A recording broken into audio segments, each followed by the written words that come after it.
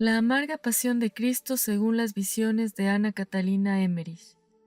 Audios de Unidos en el amor a Jesús. Jesús es condenado a morir en la cruz. Pilatos dudaba más que nunca. Su conciencia le decía, Jesús es inocente. Su mujer decía, Jesús es sagrado. Su superstición decía que era enemigo de sus dioses. Su cobardía decía que era un dios y se vengaría de él. Irritado y asustado por las últimas palabras que le había dicho Jesús, hizo el último esfuerzo para salvarlo. Pero los judíos metieron en él un nuevo temor, amenazándolo con quejarse al emperador. El miedo al emperador le determinó a cumplir la voluntad de ellos en contra de la justicia de su propia convicción y de la palabra que había dado a su mujer. Dio la sangre de Jesús a los judíos y, para lavar su conciencia, no tuvo más que el agua que hizo echar sobre sus manos. Cuando los judíos, habiendo aceptado la maldición sobre ellos y sobre sus hijos, pedían que esta sangre redentora que pide misericordia para nosotros recayera sobre ellos, Pilatos empezó a hacer los preparativos para pronunciar la sentencia.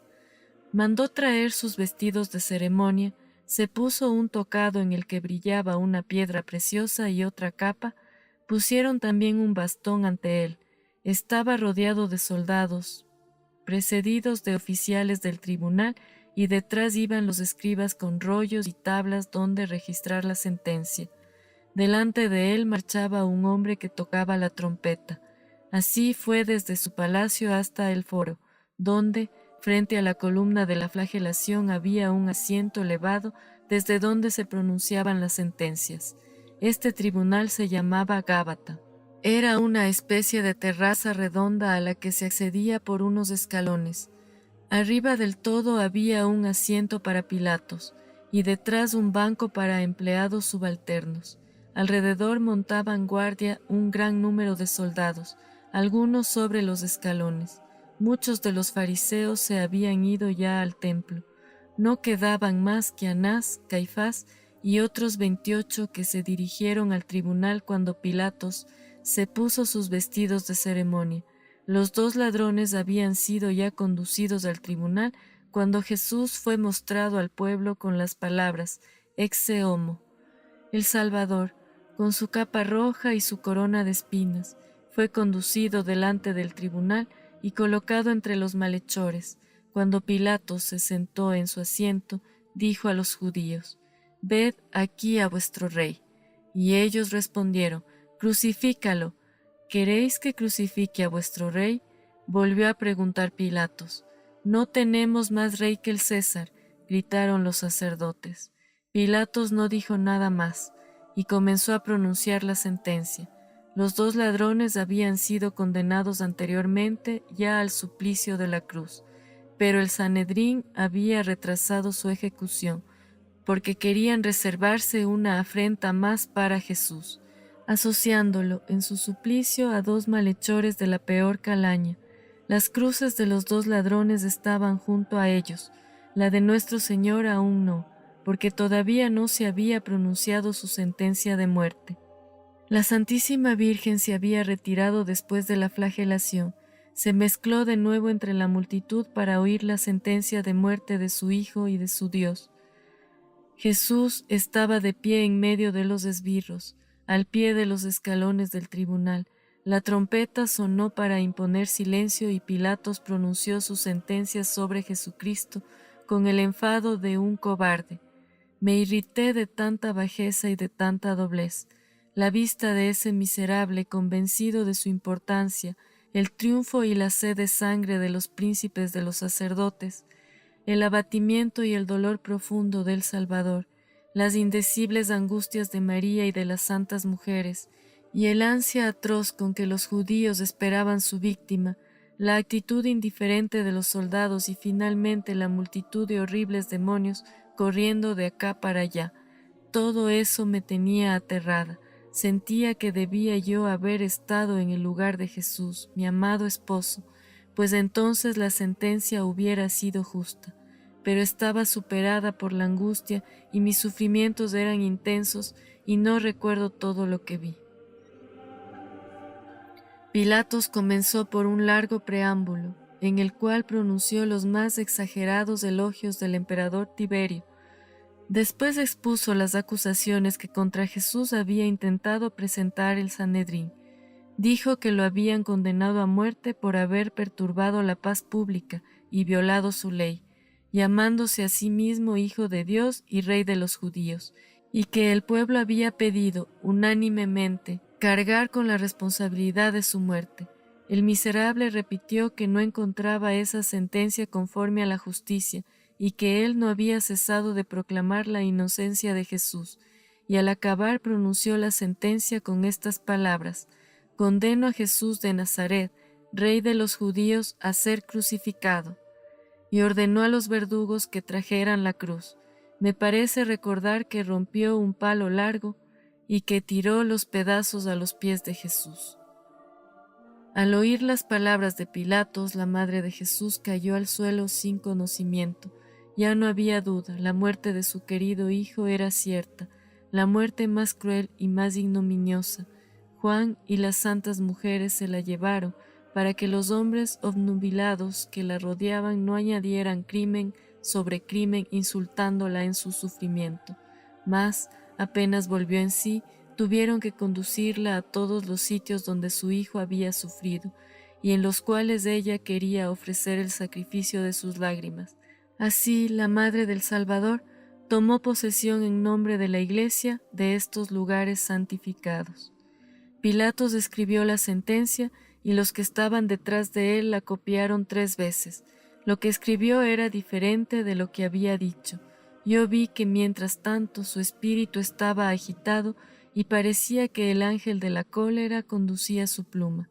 El sentido de la escritura era este: forzado por el sumo sacerdote, los miembros del Sanedrín y el pueblo a punto de sublevarse, que pedían la muerte de Jesús de Nazaret como culpable de haber agitado la paz pública, blasfemado y violado su ley, se lo he entregado para ser crucificado, aunque sus inculpaciones no me parecían claras, por no ser acusado delante del emperador de haber favorecido la insurrección de los judíos. Después escribió la inscripción de la cruz sobre una tablita de color oscuro.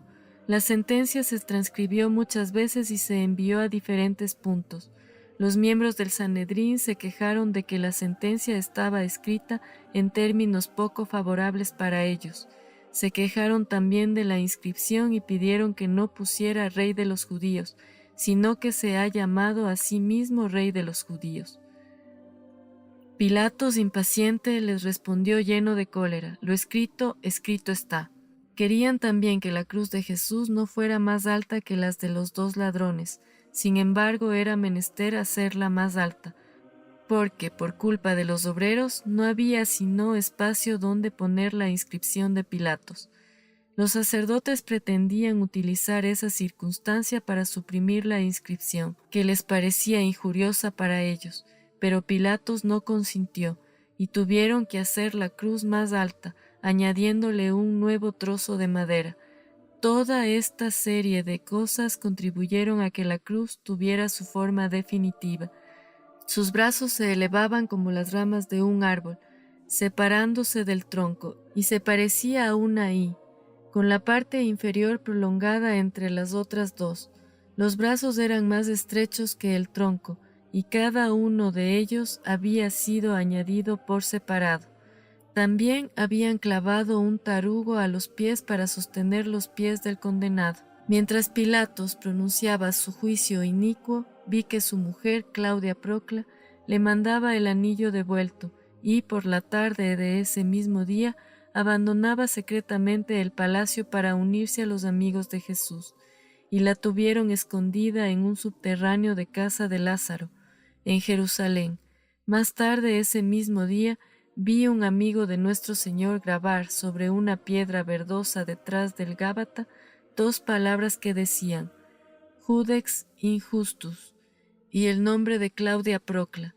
Esta piedra se encuentra todavía en los cimientos de una casa o de una iglesia de Jerusalén. En el sitio donde estaba el Gábata, Claudia Procla se hizo cristiana.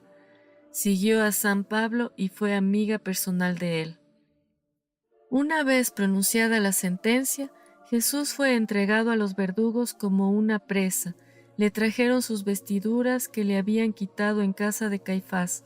Alguien las había guardado, y personas sin duda compasivas las habían lavado, pues estaban limpias. Los perversos hombres que rodeaban a Jesús le desataron las manos para poderlo vestir. Arrancaron de su cuerpo cubierto de llagas la capa de lana roja que le habían puesto por burla, y al hacerlo le abrieron muchas de las heridas. Él mismo, temblando, se puso su túnica interior. Ellos le echaron el escapulario sobre los hombros. Como la corona de espinas era muy ancha e impedía que le cupiese la túnica oscura sin costura que le había hecho su madre, se la arrancaron de la cabeza y todas sus heridas sangraron de nuevo con indecibles dolores.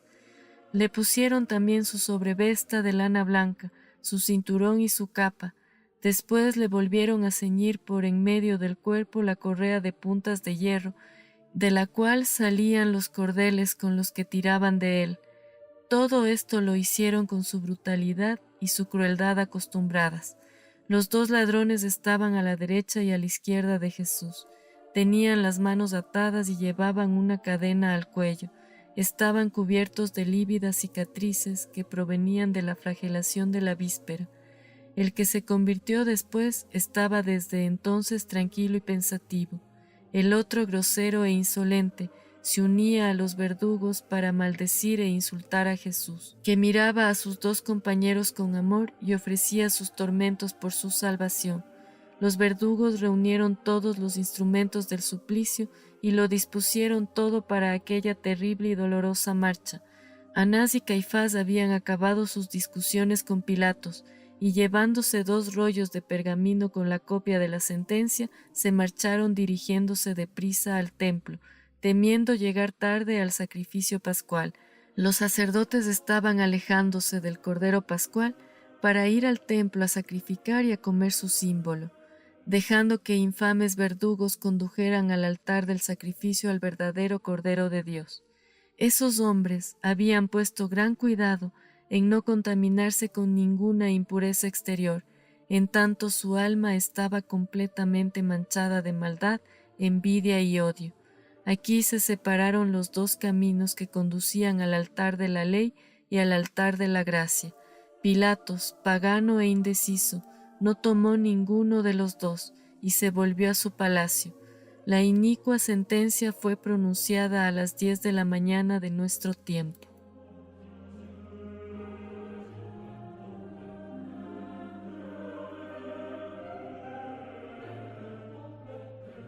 Jesús carga con su cruz hasta el Calvario. Cuando Pilato salía del tribunal, una parte de los soldados lo siguió y formó ante el palacio. Una pequeña escolta se quedó con los condenados, 28 fariseos armados, entre los cuales estaban los 6 enemigos de Jesús, que habían estado presentes en su arresto en el huerto de los olivos. Vinieron a caballo para acompañarlo al suplicio. Los verdugos condujeron a Jesús al centro de la plaza, a donde fueron los esclavos a dejar la cruz a sus pies. Los 2 brazos estaban provisionalmente atados a la pieza principal con cuerdas. Jesús se arrodilló, la abrazó y la besó 3 veces, dirigiendo a su Padre acciones de gracias por la redención del género humano. Como los sacerdotes paganos abrazaban un nuevo altar, así nuestro Señor abrazaba su cruz. Los soldados, con gran esfuerzo, colocaron la pesada carga de la cruz sobre el hombro derecho de Jesús. Vi a ángeles invisibles ayudarlo, pues si no, no hubiera podido con ella. Mientras Jesús oraba, pusieron sobre el cuello a los 2 ladrones las piezas traveseras de sus cruces, atándoles las manos a ellas. Las piezas grandes las llevaban los esclavos. La trompeta de la caballería de Pilatos tocó, y uno de los fariseos a caballo se acercó a Jesús, arrodillado bajo su carga, y le dijo: «Ahora se han acabado las bellas palabras. Arriba». Lo levantaron con violencia, y sintió asentarse sobre sus hombros todo el peso que nosotros deberemos llevar después de él, según sus santas palabras. Entonces comenzó la marcha triunfal del Rey de Reyes, tan ignominiosa sobre la tierra y tan gloriosa en el cielo. Mediante cuerdas atadas al pie de la cruz, 2 soldados la sujetaban en el aire por detrás, otros 4 sostenían las cuerdas atadas a la cintura de Jesús. Nuestro Señor, temblando bajo su peso, recordó a Isaac llevando a la montaña la leña destinada a su sacrificio. La trompeta de Pilatos dio la señal de la marcha. El gobernador en persona quería ponerse a la cabeza de un destacamento para impedir todo movimiento tumultuoso. Iba a caballo, cubierto por sus armaduras y rodeado de sus oficiales y de la tropa de caballería. Detrás de ellos iba un cuerpo de 300 hombres de infantería, todos ellos de las fronteras de Italia y Suiza. Delante iba una trompeta que tocaba en todas las esquinas y proclamaba la sentencia. A pocos pasos seguía un numeroso grupo de hombres y chiquillos, que llevaban cordeles, clavos, cuñas y cestas que contenían diferentes objetos. Otros, más robustos, acarreaban palos, escaleras y las piezas principales de las cruces de los 2 ladrones. Todavía más atrás se veía a algunos fariseos a caballo, y un joven que sujetaba contra el pecho la inscripción que Pilatos había mandado escribir para la cruz. Este llevaba también, en la punta de un palo, la corona de espinas de Jesús, que no habían querido dejarle sobre la cabeza mientras llevaba la cruz. Este joven no parecía tan malvado como el resto. Finalmente iba nuestro Señor, con los pies desnudos y ensangrentados, abrumado bajo el peso de la cruz, temblando y lleno de llagas y heridas, sin haber comido ni bebido, ni dormido desde la cena de la víspera, debilitado por la pérdida de sangre, devorado por la fiebre y la sed, y asaeteado por dolores infinitos. Con la mano derecha sostenía la cruz sobre su hombro derecho, con la mano izquierda, exhausta, hacía de cuando en cuando el esfuerzo de levantarse su larga túnica, con la que tropezaban sus pies heridos.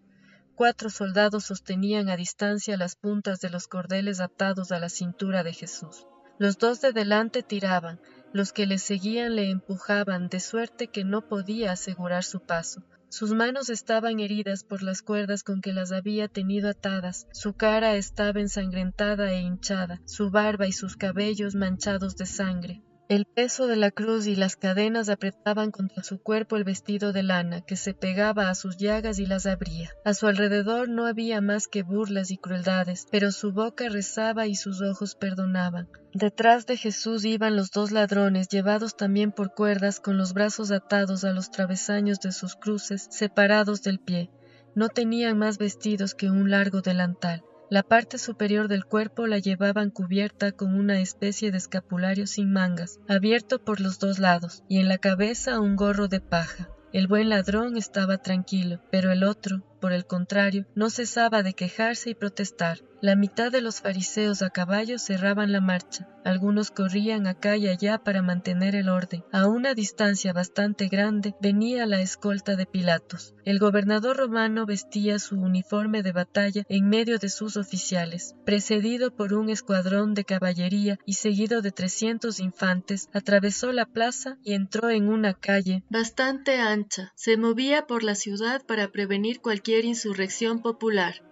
Jesús fue conducido por una calle estrecha y que daba un rodeo para no estorbar a la gente que iba al templo ni a la tropa de Pilatos. La mayor parte de la población se había dispersado tras la condena de Jesús. Una gran parte de los judíos se fueron a sus casas o al templo a fin de acabar los preparativos para sacrificar el Cordero Pascual. No obstante, la multitud era todavía numerosa y corrían en desorden para ver pasar la triste procesión. La escolta de los soldados romanos impedía que se acercasen en exceso, y los curiosos tenían que dar la vuelta por las calles que se atravesaban y correr delante para verlos. Casi todos ellos llegaron al Calvario antes que Jesús. La calle por donde pasaba Jesús era muy estrecha y sucia. Sufrió mucho pasando por allí, porque los esbirros lo atormentaban con las cuerdas, el pueblo lo injuriaba desde las ventanas, los esclavos le tiraban lodo e inmundicias, y hasta los niños cogían piedras y se las lanzaban o se las echaban bajo los pies.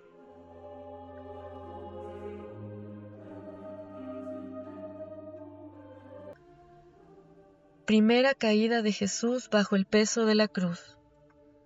La calle, poco antes de su fin, torcía a la izquierda, se ensanchaba un poco e iniciaba una cuesta. Había por allí un acueducto subterráneo que venía del monte de Sión. Antes de la subida había un hoyo que, cuando llovía, con frecuencia se llenaba de agua y lodo, por cuya razón habían puesto una piedra grande sobre él para facilitar el paso. Cuando Jesús llegó a este sitio, ya no podía andar, pero como los verdugos tiraban de él y lo empujaban sin misericordia, se cayó a lo largo contra esa piedra, y la cruz cayó a su lado. Los verdugos se detuvieron, llenándolo de imprecaciones y pegándole. En vano Jesús tendía la mano para que lo ayudasen. «Ah», exclamó, «pronto se acabará todo», y rogó por sus verdugos. Mas los fariseos gritaron, «Levantadlo, si no se nos morirá en las manos».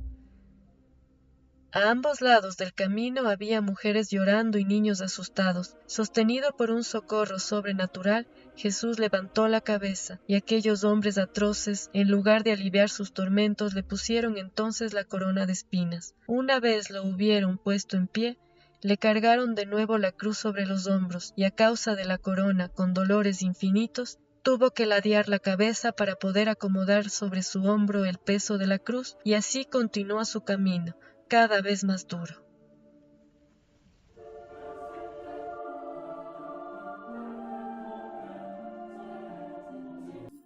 Segunda caída de Jesús. Jesús se encuentra con su Sagrada Madre. La bendita Madre de Jesús se había ido de la plaza, después de pronunciada la inicua sentencia, acompañada de Juan y de algunas mujeres.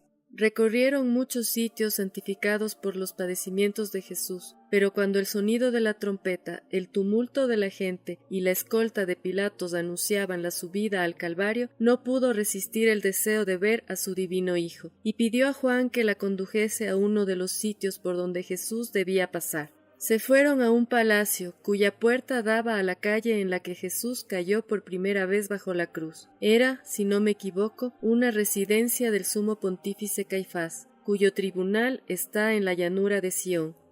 Juan obtuvo de un criado compasivo el permiso para ponerse en la puerta con María. Con ellos estaban, además, un sobrino de José de Arimatea, Susana, Juana Cusa y Salomé de Jerusalén. La Madre de Dios estaba pálida y con los ojos enrojecidos de tanto llorar, e iba cubierta con una capa gris azulada. Se oía ya el ruido acercándose, el sonido de la trompeta y la voz del heraldo publicando la sentencia en las esquinas. El criado abrió la puerta. El ruido era cada vez más fuerte y espantoso. María se puso de rodillas y oró. Tras su ferviente plegaria se volvió hacia Juan y le dijo, «¿Me quedo? ¿Debo irme? ¿Cómo podré soportarlo?»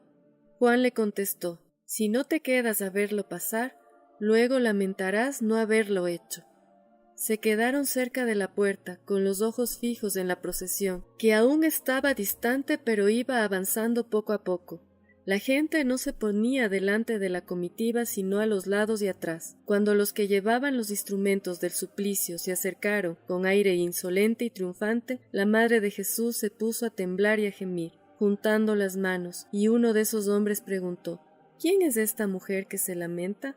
Y otro respondió, «Es la Madre del Galileo». Cuando los miserables oyeron tales palabras, llenaron de injurias a esta dolorosa madre. La señalaban con el dedo, y uno de ellos cogió en sus manos los clavos con que debían clavar a Jesús en la cruz, y se los mostró a la Santísima Virgen, burlándose.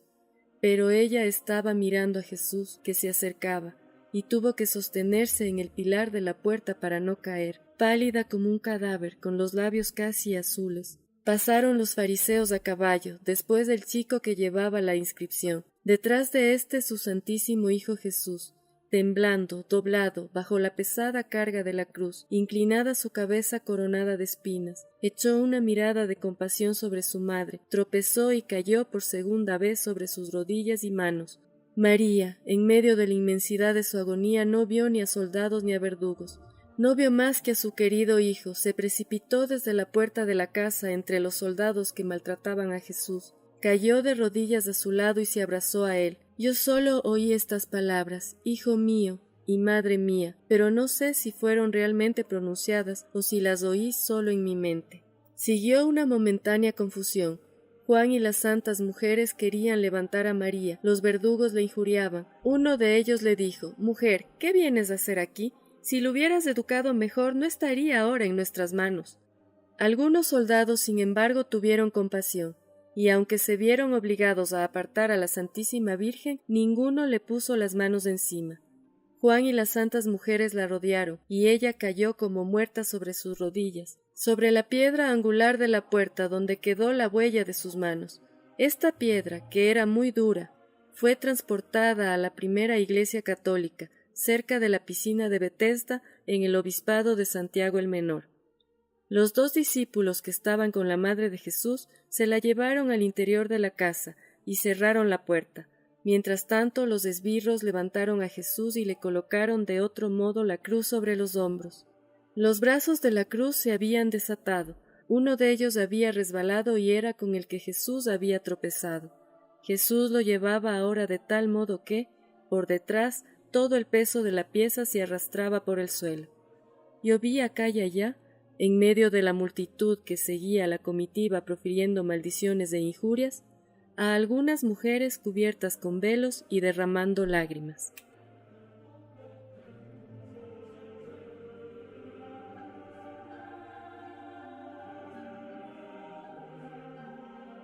Tercera caída de Jesús. Simón el Cireneo. Tras recorrer un tramo más de calle, la comitiva llegó a la cuesta de una muralla vieja interior de la ciudad. Delante de ella había una plaza abierta de la que partían 3 calles. En esta plaza, Jesús, al pasar sobre una piedra gruesa, tropezó y cayó. La cruz se deslizó de su hombro y quedó a su lado, y ya no se pudo levantar. Algunas personas bien vestidas que cruzaban por allí para ir al templo exclamaban compasivas: «Mira, este pobre hombre está agonizando», pero sus enemigos no tenían piedad de él. Esto causó un nuevo retraso. No podían poner a Jesús en pie, y los fariseos dijeron a los soldados: «No llegará vivo al lugar de la ejecución. Buscad un hombre que le ayude a llevar la cruz». A poca distancia vieron a un pagano llamado Simón el Cireneo, acompañado de sus 3 hijos, que llevaba debajo del brazo un haz de ramas menudas, pues era jardinero y venía de trabajar en los jardines situados cerca de la muralla oriental de la ciudad. Estaba atrapado entre la multitud y los soldados. Habiendo reconocido por sus vestidos que era un pagano y un trabajador de clase inferior, lo cogieron y le ordenaron que ayudara al Galileo a llevar su cruz. Primero se negó, pero luego tuvo que ceder a la fuerza. Sus hijos lloraban y gritaban, y algunas mujeres que lo conocían se hicieron cargo de ellos. Simón estaba muy disgustado y se sentía vejado al tener que caminar junto a un hombre que se hallaba en tan deplorable estado como Jesús, sucio, herido y con la ropa llena de lodo. Pero Jesús lloraba y lo miraba con tal ternura que Simón se sintió conmovido. Lo ayudó a levantarse y al instante los esbirros ataron sobre sus hombros uno de los brazos de la cruz. Él iba detrás de Jesús, a quien había aliviado de su carga. Se pusieron otra vez en marcha. Simón era un hombre robusto de 40 años. Sus hijos llevaban vestidos color rojo. Los 2 mayores, de nombre Rufo y Alejandro, se unieron más adelante a los discípulos de Jesús. El tercero era mucho más pequeño, pero unos pocos años más tarde lo vi viviendo con San Esteban. Simón no había acarreado durante mucho rato la cruz cuando se sintió profundamente tocado por la gracia.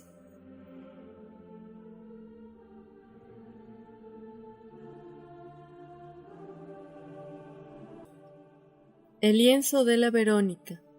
La comitiva entró en una calle larga que torcía un poco a la izquierda y que estaba cortada por otras calles que la cruzaban.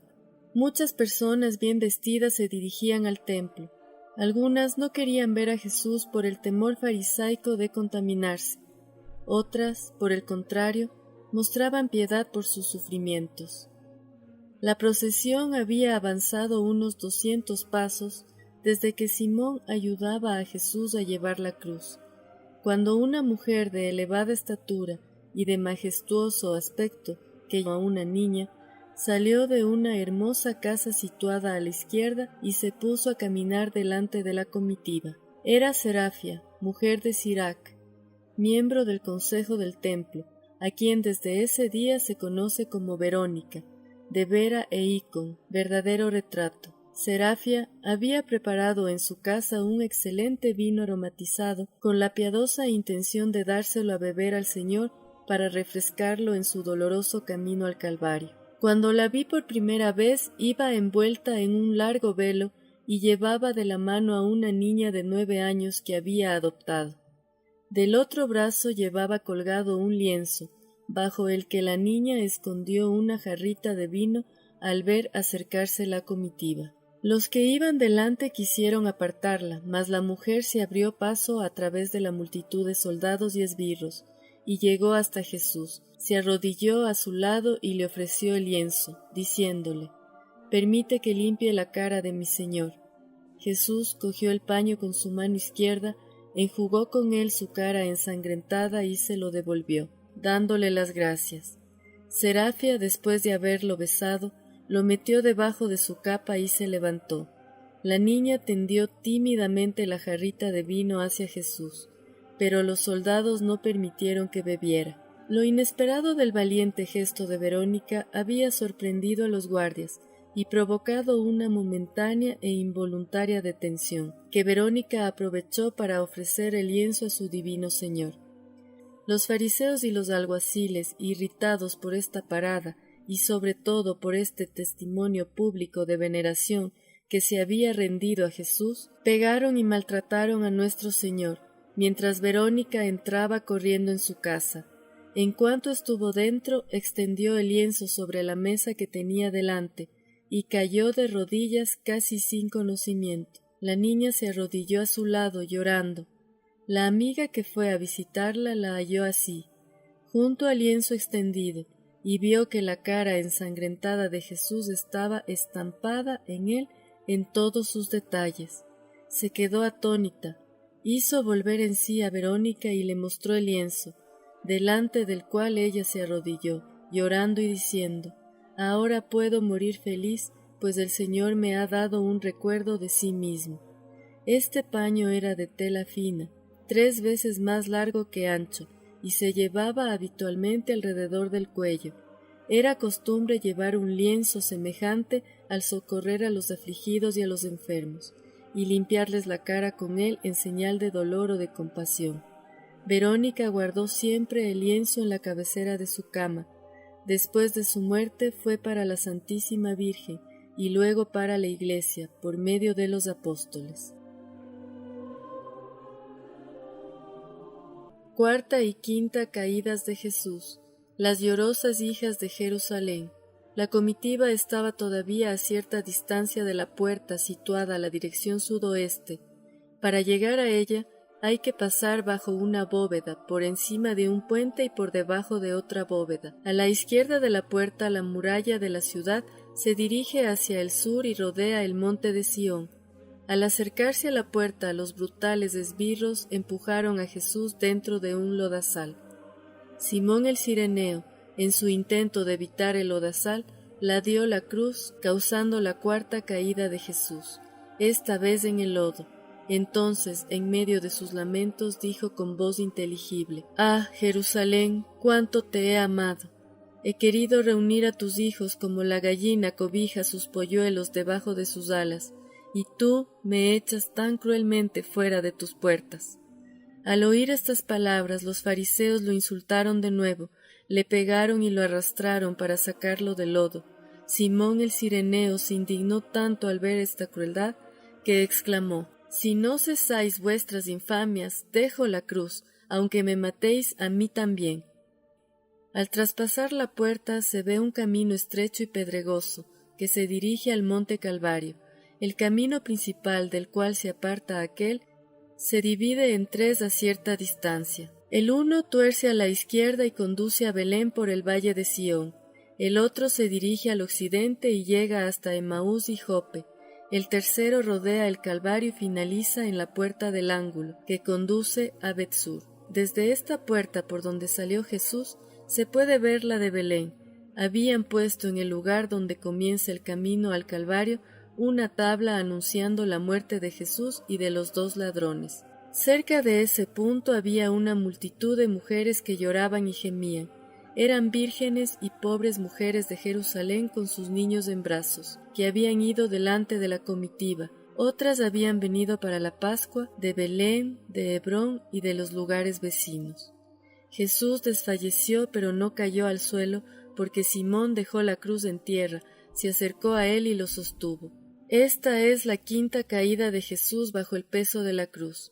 Cuando las mujeres vieron su cara tan desfigurada y tan llena de heridas, comenzaron a lamentarse y a llorar, y, según la costumbre de los judíos, le acercaban sus ropas para que se limpiara el rostro con ellas. Jesús se volvió hacia las mujeres y les dijo: «Hijas de Jerusalén, no lloréis sobre mí, llorad por vosotras mismas y por vuestros hijos, pues vendrá un tiempo en que se dirá: felices las estériles y las entrañas que no han engendrado, y los pechos que no han dado de mamar.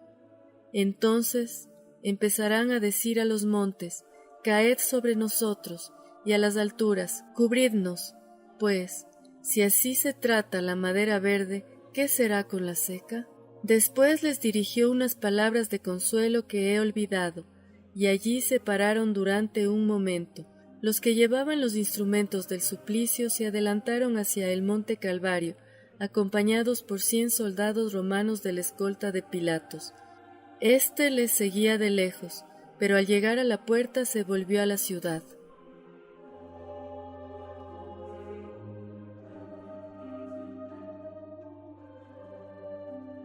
Sexta y séptima caídas de Jesús. Jesús en el Gólgota. Se pusieron en marcha. Jesús, encorvado bajo su carga y bajo los golpes de los verdugos, subió con mucho esfuerzo el duro camino que se dirigía al norte, entre las murallas de la ciudad y el monte Calvario, en el lugar en donde el sendero tuerce hacia el sur. Se cayó por sexta vez. Y esta caída fue muy dolorosa. Lo empujaron y le pegaron más brutalmente que nunca, y llegó luego a la roca del Calvario, donde cayó por séptima vez. Simón el Cireneo, también muy cansado, estaba lleno de indignación y de piedad. Pese a su fatiga, hubiera querido seguir ayudando a Jesús, pero los esbirros lo echaron. Poco tiempo después se unió a los discípulos de Jesús. Echaron también toda la gente ociosa que había ido. Los fariseos a caballo habían seguido caminos cómodos, situados al lado occidental del Calvario. Desde esa altura se podía ver por encima de los muros de la ciudad. El llano que había en la elevación, que era el sitio del suplicio, tenía forma circular y estaba rodeado de un terraplén cortado por 5 caminos. Este es, al parecer, un número usual en muchos sitios del país. Hay 5 caminos hasta los baños, hasta donde se bautiza, hasta la piscina de Betesda. Muchos pueblos tienen también 5 puertas. Hay en esto, como en todo lo de la Tierra Santa, una profunda significación profética, a causa de las 5 llagas del Salvador, que abren las 5 puertas del cielo.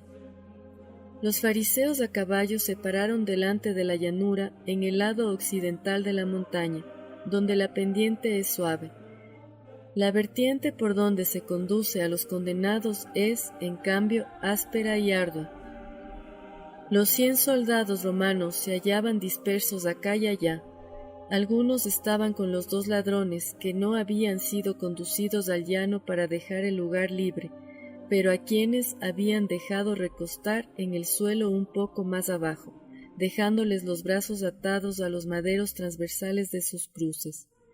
Los soldados los vigilaban mientras mucha gente, la mayor parte de clase baja, extranjeros, esclavos, paganos, muchas mujeres y todas las personas que no temían contaminarse, rodeaban el llano o permanecían sobre las elevaciones próximas. Eran las 12 menos cuarto cuando nuestro Señor, llevando su cruz, tuvo la última caída y llegó al preciso lugar donde iba a ser crucificado. Los bárbaros tiraron de Jesús para levantarlo. Desataron los diferentes trozos de la cruz y los colocaron en el suelo. Qué doloroso espectáculo representaba el Salvador allí, de pie en el sitio de su suplicio, tan triste, tan pálido, tan destrozado, tan ensangrentado. Los esbirros lo tiraron al suelo para medirlo, y se burlaban de él diciéndole: «Rey de los judíos, deja que construyamos tu trono». Pero él mismo se colocó sobre la cruz donde le tomaron la medida para los soportes de pies y manos. Después lo condujeron unos 70 pasos al norte, a una especie de hoyo abierto en la roca que parecía un silo. Lo empujaron dentro tan brutalmente que se hubiera roto las piernas contra la piedra si los ángeles no lo hubieran socorrido. Le oí gemir de dolor de un modo que partía el corazón. Cerraron la entrada y dejaron centinelas fuera, mientras los esbirros continuaban sus preparativos para la crucifixión. En medio del llano circular se hallaba el punto más elevado del Calvario. Era un montículo redondeado de 2 pies de altura al que se subía por unos escalones. Los esbirros cavaron en él 3 agujeros para clavar las 3 cruces y pusieron a derecha e izquierda las de los 2 ladrones, excepto las piezas transversales, a las cuales ellos tenían las manos atadas y que fueron fijadas después sobre la pieza principal. Situaron la cruz de Jesús en el sitio donde debían colocarla, de modo que luego pudieran levantarla sin dificultad y dejarla caer dentro del agujero. Clavaron los 2 brazos y el pedazo de madera para sostener los pies, horadaron la madera para meter los clavos y colgar la inscripción. Hicieron incisiones para la cabeza y la espalda de nuestro Señor, a fin de que todo su cuerpo fuese sostenido por la cruz y no colgado, y que todo el peso no pendiera de las manos, ya que entonces podrían abrirse y llegar la muerte más rápido de lo deseado. Clavaron estacas en la tierra y fijaron en ellas un madero que debía servir de apoyo a las cuerdas para levantar la cruz, e hicieron, en fin, otros preparativos similares.